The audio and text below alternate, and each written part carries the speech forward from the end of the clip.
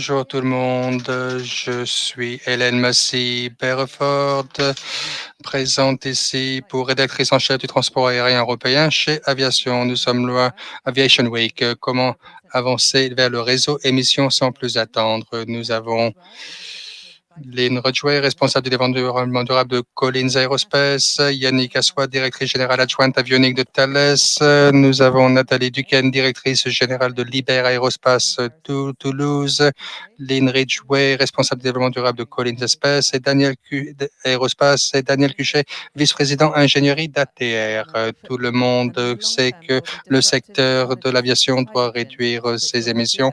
Il y aura des nouvelles technologies telles que l'hydrogène qui vont nous aider dans ce sens. Qu'est-ce qui va faire la différence dans le court terme? C'est un sujet très chaud, très court, très actuel. Avec dans les nouvelles, le président Macron va annoncer un nouveau plan dans cet égard un peu plus tard dans la journée. Nous allons nous pencher sur quelques-unes des améliorations technologiques qui peuvent nous aider dans ce sens par rapport à l'empreinte carbonique qui pourront nous aider à nous adapter à cela. Pour commencer, j'aimerais qu'on commence à parler nous parlions de l'optimisation des vols. Yannick, c'est une question que je m'adresse à vous, que j'adresse à vous. Pouvez-vous nous en dire un peu plus sur comment les systèmes de gestion des vols récents peuvent nous aider à réduire la consommation de carburant? Merci, merci beaucoup. Bonjour à tous et à toutes. L'optimisation des activités, des opérations en l'air est un des sujets qui peuvent participer, contribuer dans ce sens. Ce que je peux dire, c'est que nous n'aurons pas à attendre 35 ou d'ici 2035 ou au-delà pour ce faire. Pourquoi? Parce qu'un système de gestion de vol à bord d'un avion est un système très fermé qui ne communique pas avec le monde extérieur. Le pilote a entre son itinéraire, qui est généralement pré-accepté par la tour de contrôle, le contrôle des vols, et définit donc la trajectoire du vol. Voilà, donc, et demain, je dirais même aujourd'hui, parfois dans certains cas avec certains de nos produits que nous développons, nous serons en mesure, en fait, d'avoir un système qui soit ouvert, un système qui serait partagé pour certaines données, en fait, qui nous aideront à optimiser chacune des trajectoires de quasiment automatiquement en demandant des données du monde externe d'une manière cybersécurisée, bien entendu, parce que ces contrôles de gestion de vol sont très importants et bien sûr, vous devez vous assurer que cela soit bien protégé des menaces externes. Donc, quel type de données obtient-il? Tout d'abord, des données d'ordre météorologique sur les ailes, par exemple le vent, pardon, en particulier, mais aussi les conditions atmosphériques qui vont créer de la condensation afin de pouvoir proposer aux pilotes des trajectoires alternatives, en fait, des itinéraires alternatifs qui leur permettraient d'éviter les zones où l'avion pourrait se retrouver dans de telles circonstances, dans telles situations.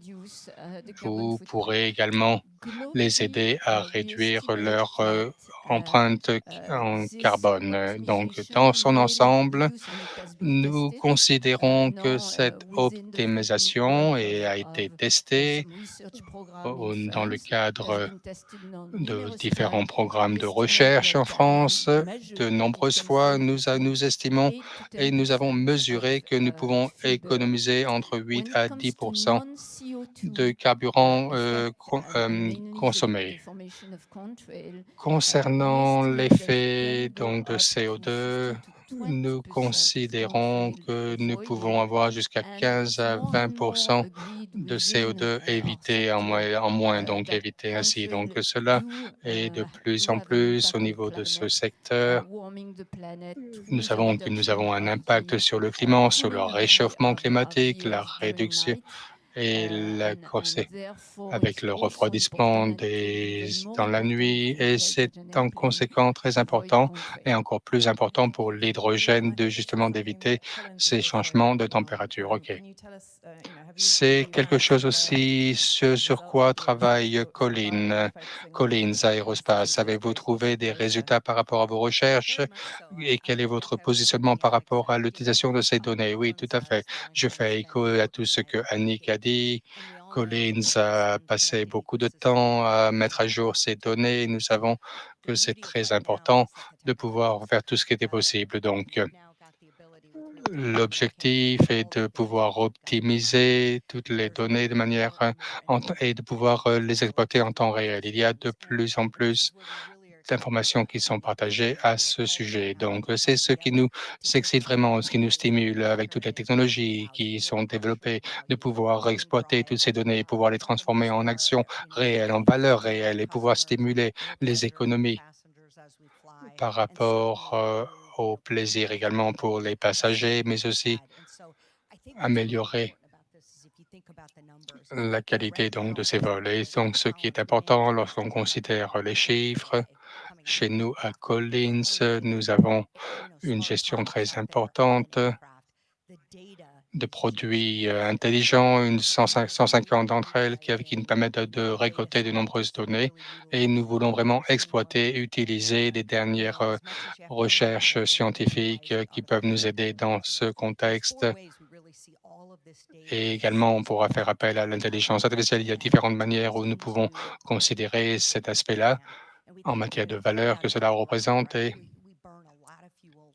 de ce qui peut être fait sur le terrain. Nous brûlons beaucoup de carburant sur le terrain, donc dans le taxiing et autres, et de pouvoir allumer les moteurs en avance alors que ce n'est pas toujours nécessaire. Il y a beaucoup d'éléments d'inefficacité qui pourraient être éliminés et également dans l'air. Il y a des opportunités pour avoir une planification des itinéraires presque optimale. Cela nécessitera encore du travail, mais la technologie est disponible et nous pourrons nous appuyer sur cela. Donc, par rapport à ce que cela nous permettrait de pouvoir utiliser donc toutes ces données qui sont nécessaires par rapport à cela. Donc, nous prenons toutes ces mesures, toutes ces données et essayons de définir des solutions par rapport à cela. Et nous avons intégré cela dans nos plans vers la zéro émission. Et peut-être que davantage peut être encore fait à cet égard, comme Yannick l'a indiqué. Quelle est l'opinion des constructeurs d'aviation ici?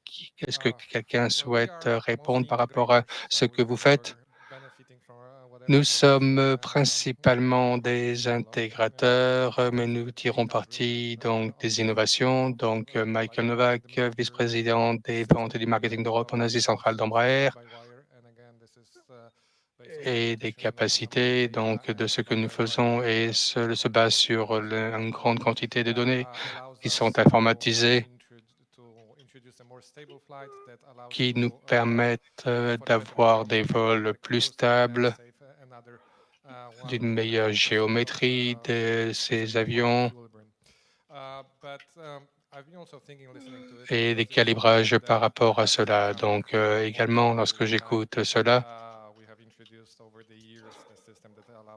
nous avons introduit au fil des années un système de pouvoir intégrer cela, différents gadgets qui nous aident justement à cet égard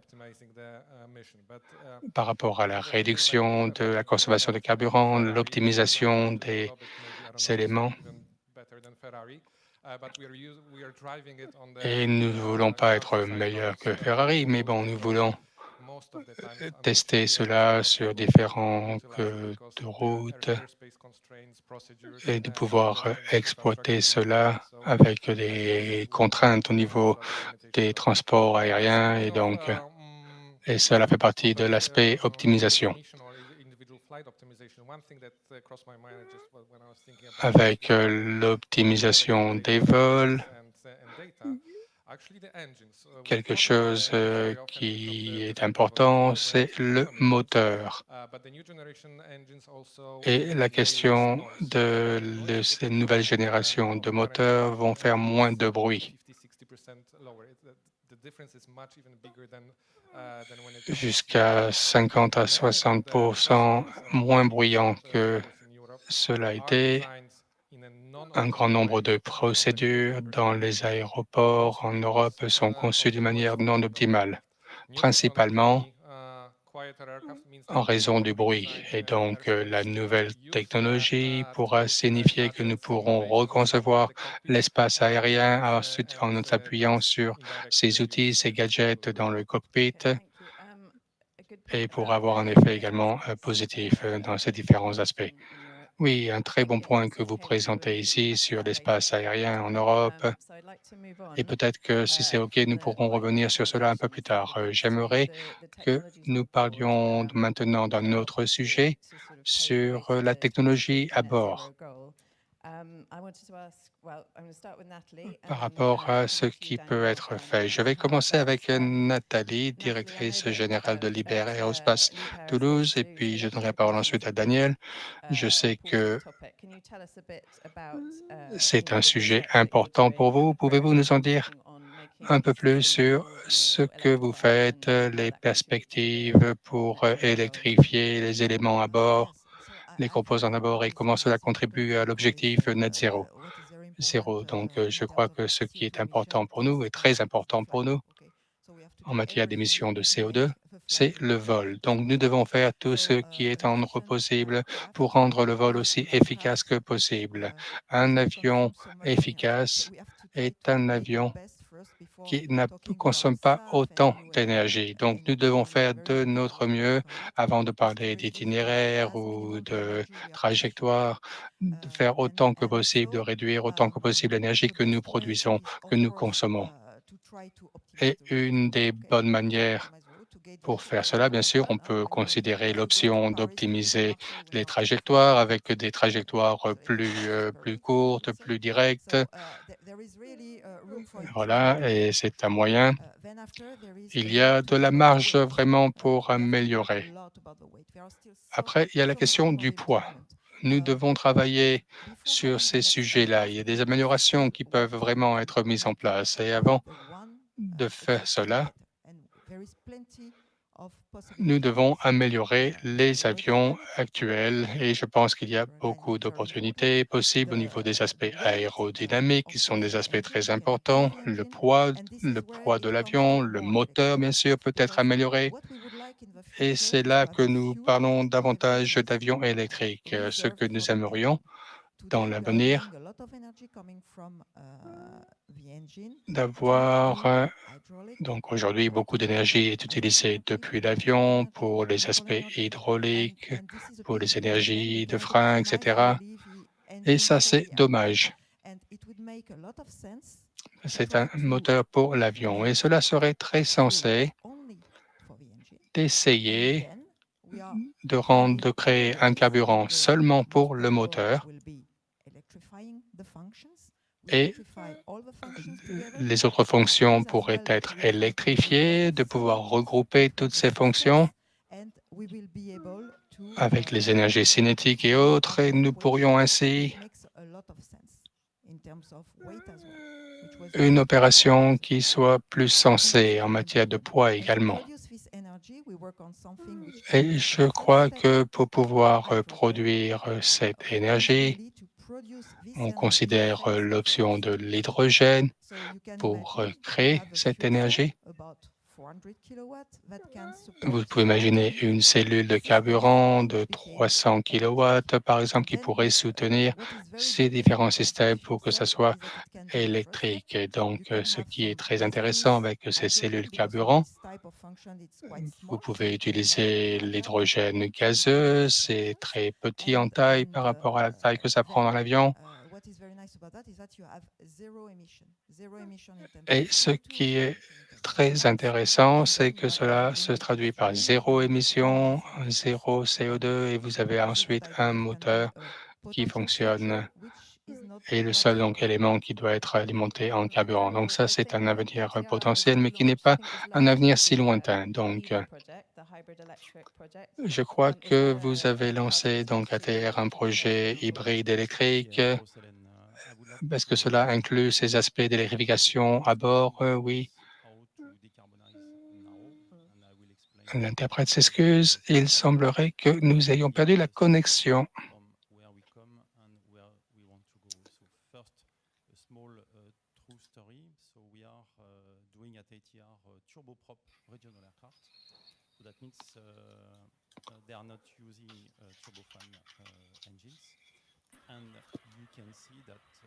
Right now, if Actuellement, some countries want to decarbonize now, si can un pays use veut décarboniser, turboprop, whatever, if it's an ATR or another, but the il prend efficiency of ce qui est the disponible comme turboprop is technologie by far better. So we are discussing about minus 40, et minus on 45% parle de compared to moins an de equivalent. So this is huge. 40-45% en And I émissions, think et donc c'est I énorme. fully follow Et what je pense Yannick was que saying and what Leanne and je Nathalie were saying about reprends, the je suis d'accord avec ce que Yannick a dit. current, what we can do.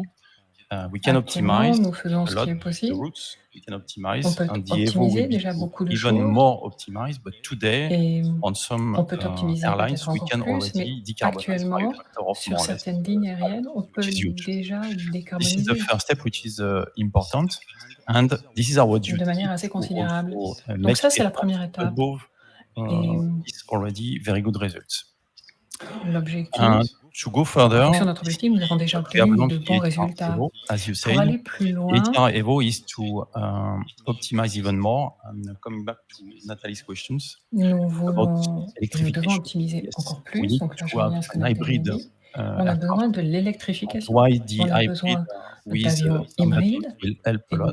mais de Will passer help to reduce the du turbo machine, hybride where au tout we have électrique. the absolute Il faut limit réduire donc of le moteur maintenance. turbo The turbo machines are et ne le designed garder que for lorsqu'il est in general. indispensable. Takeoff Donc c'est une question and de departure. conception d'avion. If we can help these engines by a sort of Si nous pouvons help to decarbonize even more, aider au niveau du moteur, and to come back, we need décarboniser encore plus. at short term to optimize the routes. And I fully follow what Et you said donc, pour optimiser on the FMS. This is les what règles, we need to do. Electrification will be mandatory. But as of today, let me remind that we can gain minus 40, minus 45% on routes. So it's not to replace all the aircraft, of course. We are not here to discuss single aisle, but we are discussing on regional mobility, where you have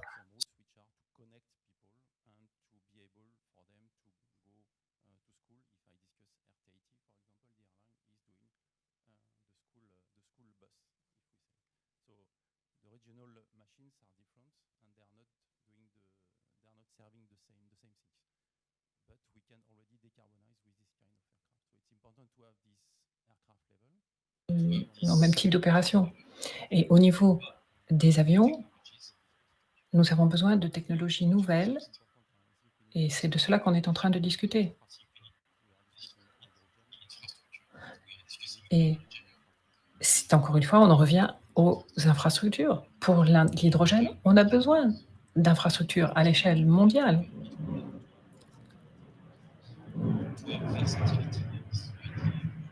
Et il faut aussi des infrastructures diversifiées. Un jour, on arrivera au 100% quand nous serons prêts. Mais aujourd'hui, ce n'est pas encore le cas.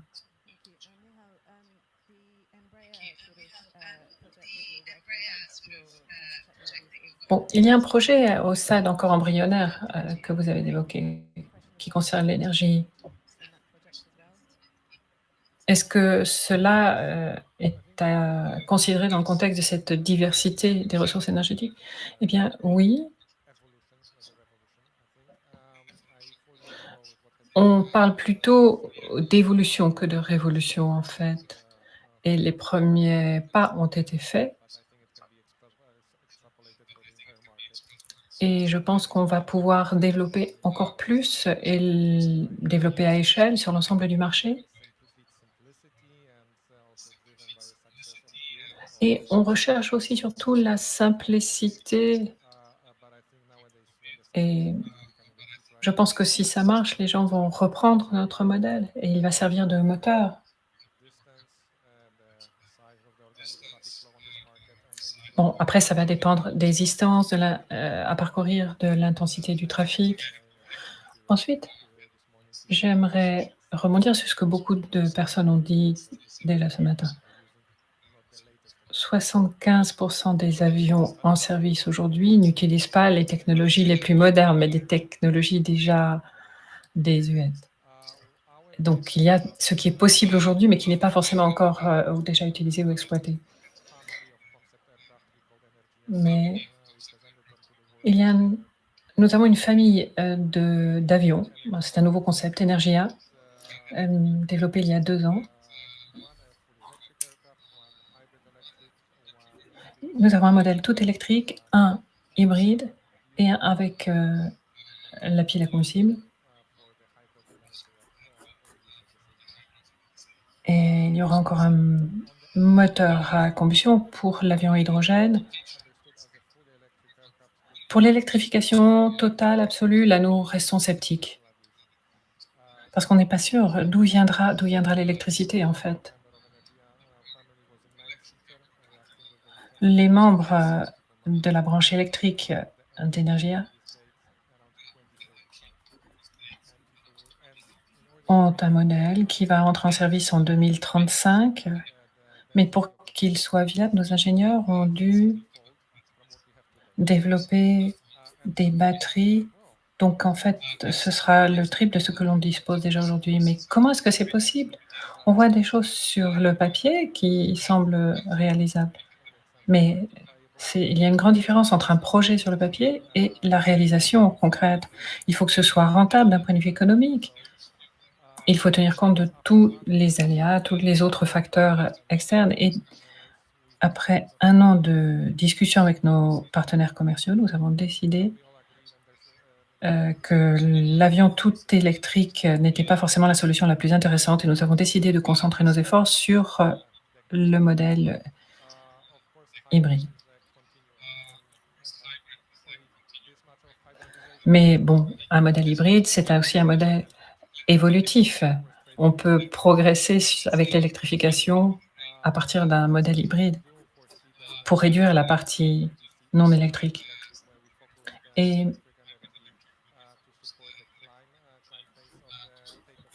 on considère évidemment l'énergie électrique comme une aide à la lutte contre le réchauffement climatique. Donc, c'est une voie qu'il faut envisager. Et c'est pourquoi nous y travaillons. Mais l'étape suivante sera d'abord l'hydrogène, mais là, les choses sont aussi plus compliquées.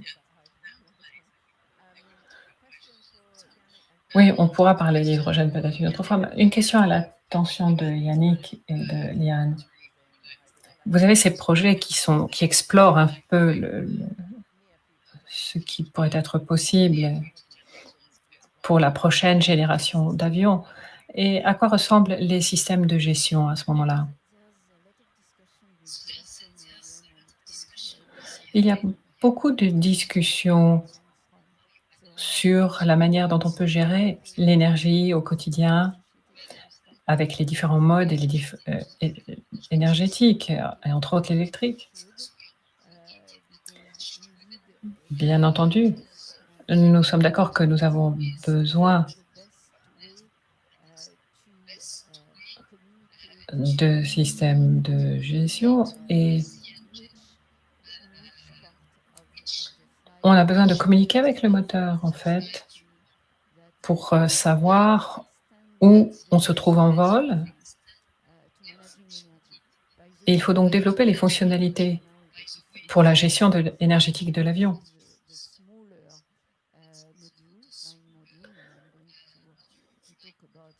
On a un petit module pour le vol.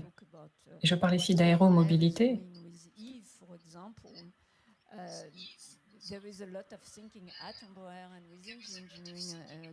Il y a beaucoup de réflexions déjà pour Eve.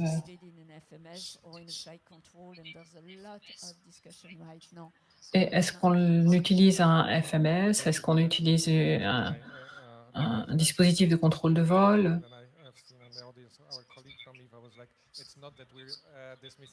Je vois nos collègues dans le public qui suivent attentivement ce que l'on dit. Alors,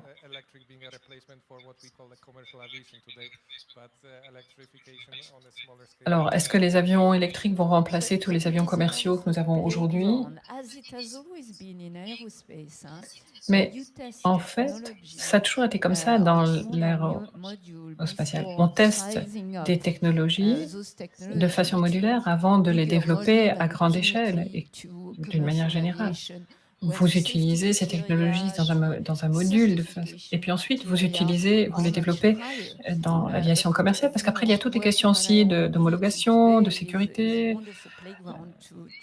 Lorsque l'on parle d'aéromobilité, tout cela sera aussi sera à prendre en considération.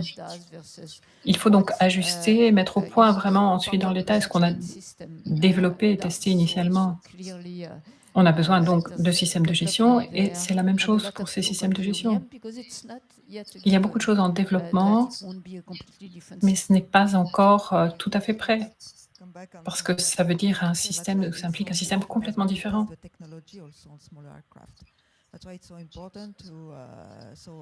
C'est pour ça qu'il est important de tester ces technologies sur des avions de plus petite taille, des tout petits avions peut-être. Et on a par exemple le concept du zéro-in. Et on peut avoir un pack après à 90%. On choisit un système proportionnel. Bien sûr, on sait qu'aujourd'hui, la pile à combustible est difficilement applicable pour des longs trajets. Pour les longues distances, il est difficile de calculer la juste équation. On est tous d'accord. Mais pour le trafic aérien régional, et en fait, on peut déjà intervenir au niveau régional avec du tout électrique sur des plus petits avions et puis passer à l'échelle supérieure ensuite. Mais à chaque fois, il y a un risque. Et j'ai vérifié hier le nombre de moteurs qu'on pouvait produire d'ici entre 2023 et 2040. Nous produisons à peu près 40 000 moteurs. Eh bien, quand vous regardez ce chiffre, ce sont des avions que l'on produit déjà. Et ces avions ne seront pas totalement décarbonisés. Donc, nous allons devoir trouver une solution, une manière pratique de décarboniser, d'avoir une période transitoire. Et une fois que nous commençons, nous devons parler aux responsables de l'environnement, aux politiciens, pour qu'ils comprennent que la décarbonisation ne peut se faire que de manière transitoire. Alors, s'imagine qu'on travaille sur une technologie, qu'on va produire des avions et qu'on va être décarbonisé du jour au lendemain. Non, c'est pas comme ça que ça se passe.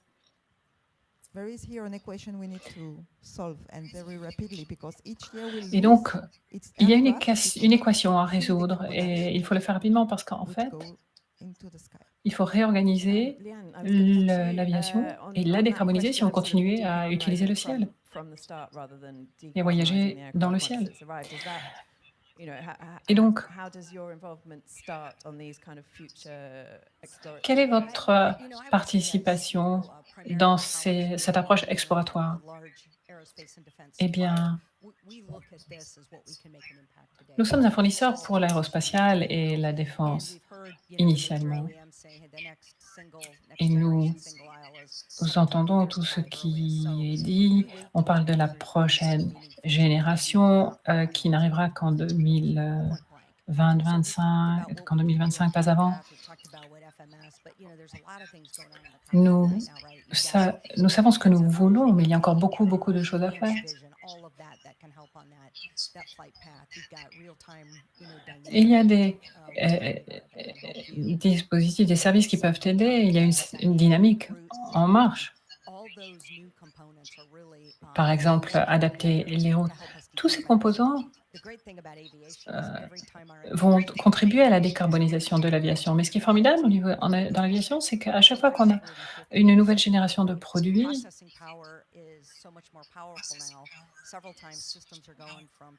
on est beaucoup plus rapide dans le traitement des nouveaux systèmes, en quelque sorte. Et on parle de mode de vol, d'électrification. Beaucoup de choses sont à l'étude et sont en développement. Et il faudra du temps pour que tout ceci se développe à grande échelle, mais je vois en fait l'énergie, la propulsion par batterie, donc électrique, qui va suivre le mouvement lancé par l'industrie automobile. Mais on va voir, je pense, de bonnes choses arriver. Mais nous devons trouver une solution pour gérer nos systèmes.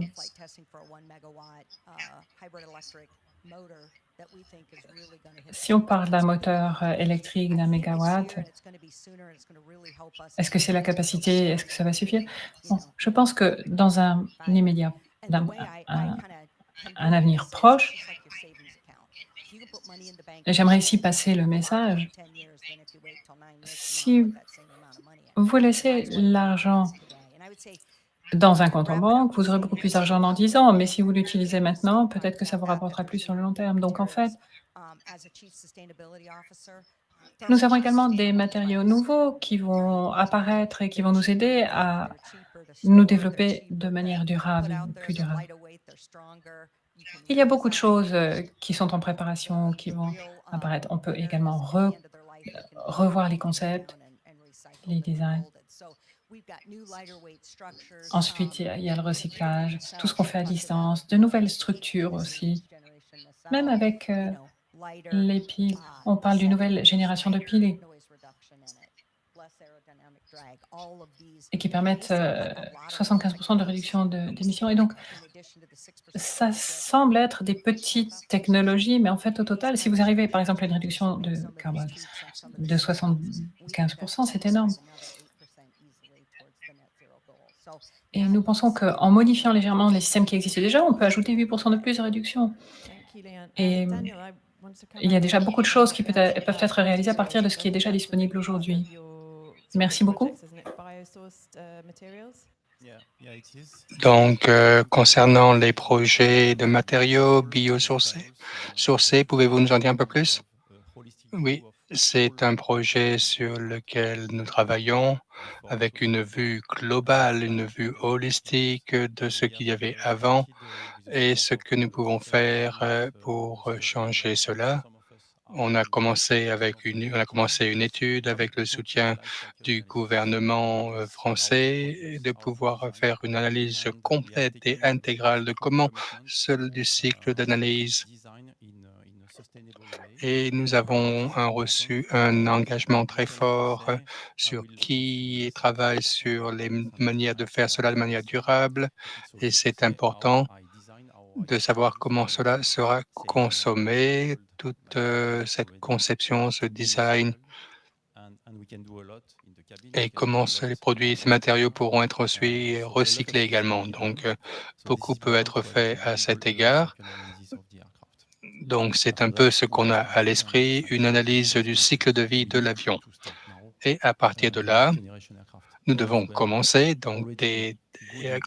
à développer les nouvelles générations d'avions. Et même si cela se fera dans 10 ans, nous voulons commencer le processus dès maintenant. Ça, c'est notre objectif. Donc, j'aimerais changer un petit peu de sujet maintenant. Tout le monde sait qu'il n'y a pas assez de questions de durabilité, mais j'aimerais avoir l'opinion des constructeurs de l'aviation.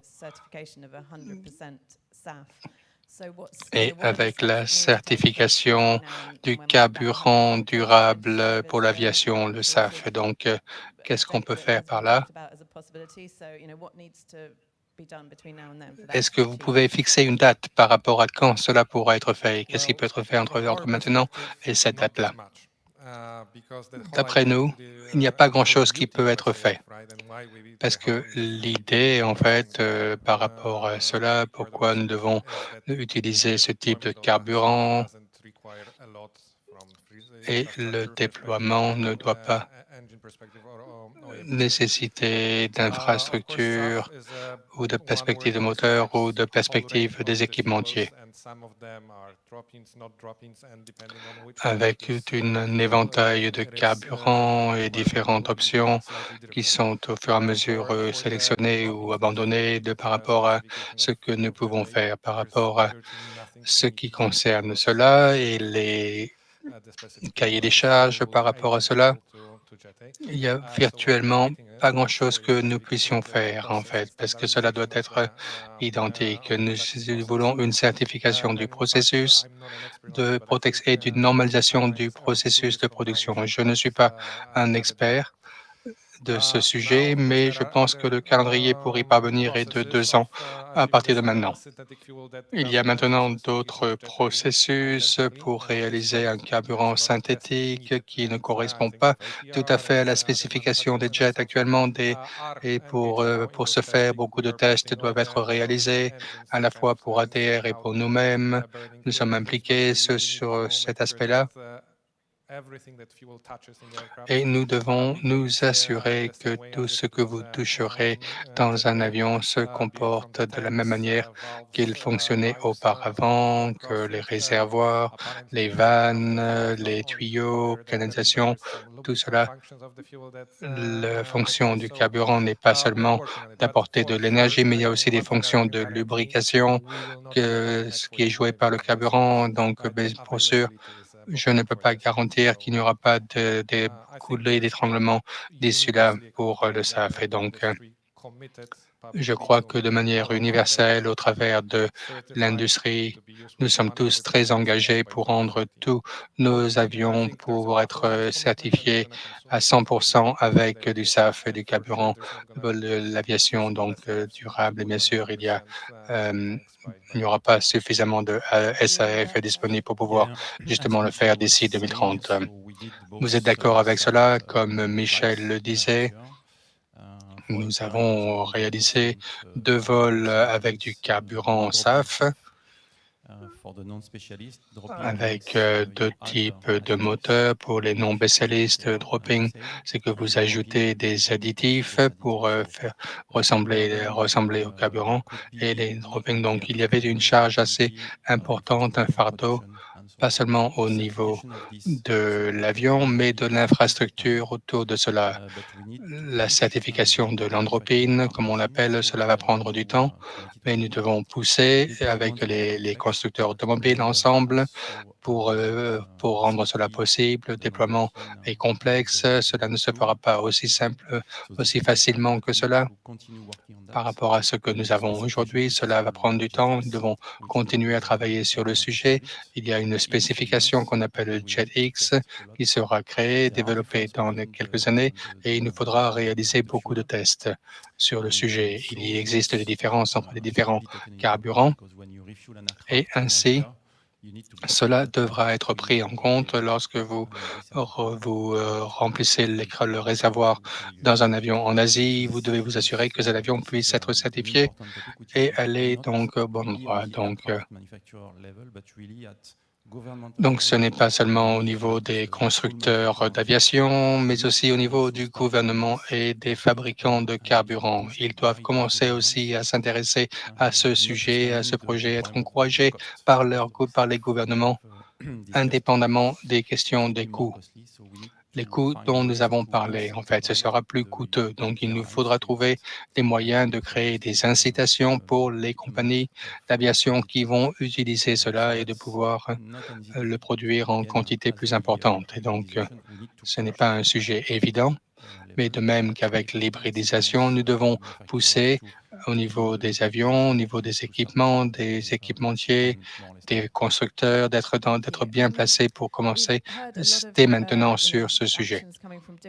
Nous avons entendu beaucoup d'actions qui sont mises en œuvre par différents acteurs de l'industrie par rapport à ce défi de net zéro. Souvent, nous parlons d'un écosystème ici. Donc, j'aimerais savoir quelles sont vos réflexions sur comment est-ce que c'est l'industrie travaille suffisamment bien ensemble ou suffisamment ensemble pour communiquer et y parvenir et réaliser? Ou est-ce qu'il y a encore d'autres aspects de la chaîne d'approvisionnement ou d'autres aspects qui devraient être encouragés pour pousser justement?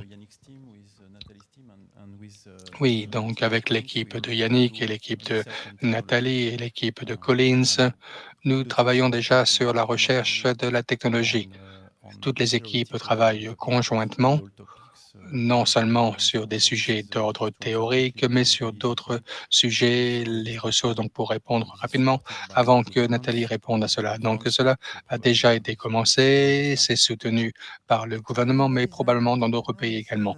Donc cela est déjà en cours. Et je crois que ce qui est très important pour nous, c'est qu'en Europe et en France, nous avons la chance d'avoir une chaîne complète, en fait, à tous les niveaux. Nous avons toutes les composantes d'un avion, de la chaîne d'approvisionnement, des équipementiers et ainsi de suite. Donc, ce que nous avons vu, c'est que lorsque nous avons le soutien pour faire cette transition, on l'a vu avec France Relance en France, on a pu avoir ainsi plus de 200 entreprises intermédiaires et PME qui ont pu justement approcher cet écosystème et commencer cette transformation. Et ce qui est très important, si nous voulons conserver cette chaîne globale, en fait, parce que pas seulement pour les acteurs principaux, parce qu'ils vont y parvenir, mais même les plus petits doivent avoir une vision qui provient des grands acteurs. Donc, c'est très important de conserver cet écosystème. Nous avons la chance, encore une fois, en France, d'avoir le CORAC qui essaye de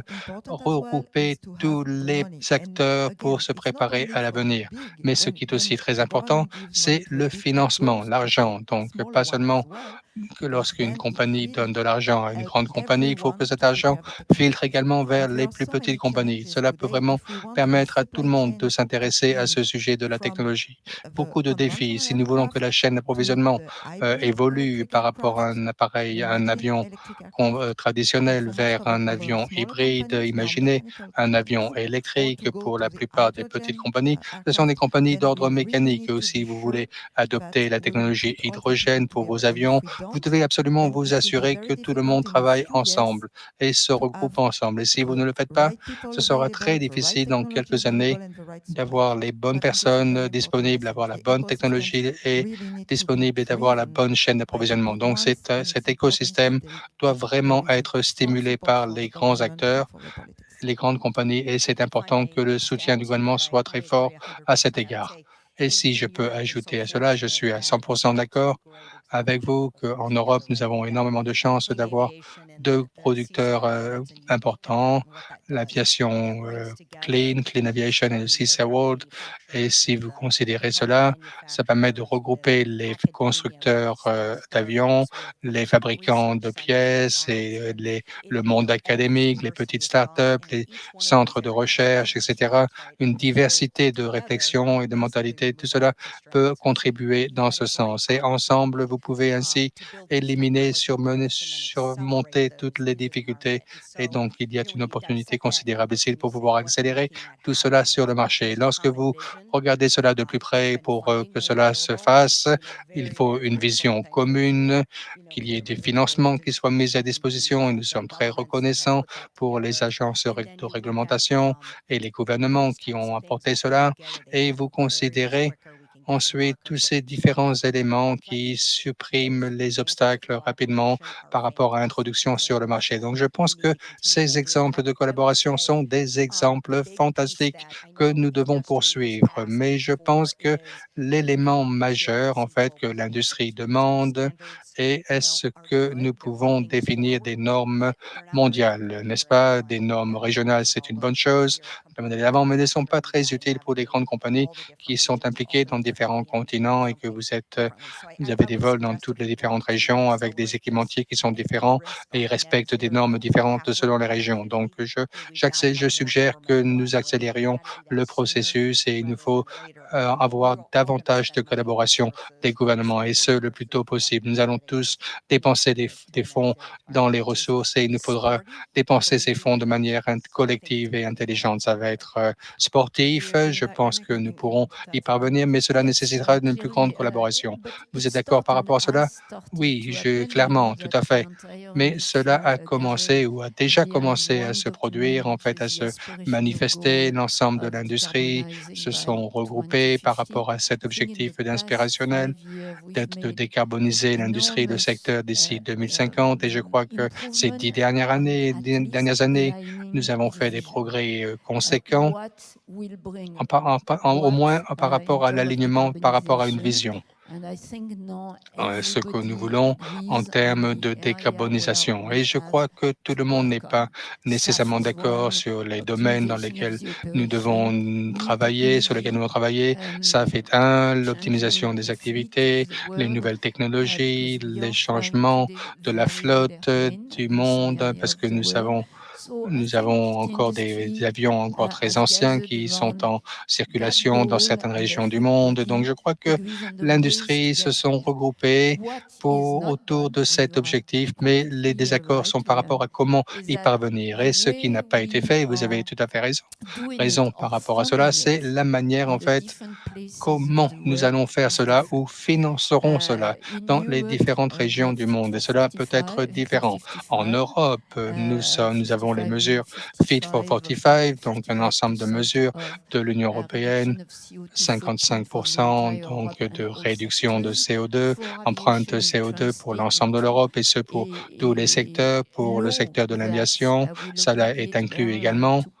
Et nous obligerons les compagnies d'aviation d'avoir un pourcentage de SAF dans leurs activités, 6% d'ici 2030. Je crois que c'est la portion qui a été agréée. On est passé de 5 à 6%. Je crois que nous nous sommes mis d'accord enfin sur les 6% d'utilisation de SAF donc d'ici 2030 et ensuite il y aura une progression par la suite avec une nouvelle génération de carburants se basant sur le biocarburant, la biomasse et aussi la génération de carburants synthétiques qui seront de plus en plus incorporés dans les réservoirs des avions. Et c'est ce qui est fait donc en Europe, maintenant ce que nous voyons, ce qui est fait aux États-Unis, c'est très différent, pas d'obligation, mais beaucoup d'incitations pour investir dans la production de SAF, de carburant, d'aviation durable, donc deux différentes manières de s'intéresser à un même problème, mais cela rend en fait les compagnies d'aviation en conséquence de cela dans des situations très différentes, qu'elles soient localisées en Europe ou aux États-Unis ou en Asie. La Convention de Chicago a une hypothèse majeure qui dit que nous devons être concurrents sur le même pied d'égalité à l'échelle mondiale. Et ce mantra de cette industrie de l'aviation aérienne, est remis en compte en fait du fait que les différents continents s'attaquent à ces objectifs de décarbonation de manière très différente. Et je pense en effet que cela n'est pas très bon en fait et nous pourrions aller plus vite et sur un point de vue économique, ce serait plus fiable en tant que secteur si on se regroupait au-delà d'une seule manière de s'intéresser à cela. Cela ne s'est pas produit pour le moment. La coopération entre les gouvernements pour que cela puisse se réaliser et clairement cela n'est pas le cas aujourd'hui. Donc tout le monde sait ce qu'ils ont à faire, mais on doit juste décider comment le faire. Nous sommes à court de temps. Merci beaucoup à vous tous d'avoir été avec nous ce matin et profitez bien du reste du forum. Merci.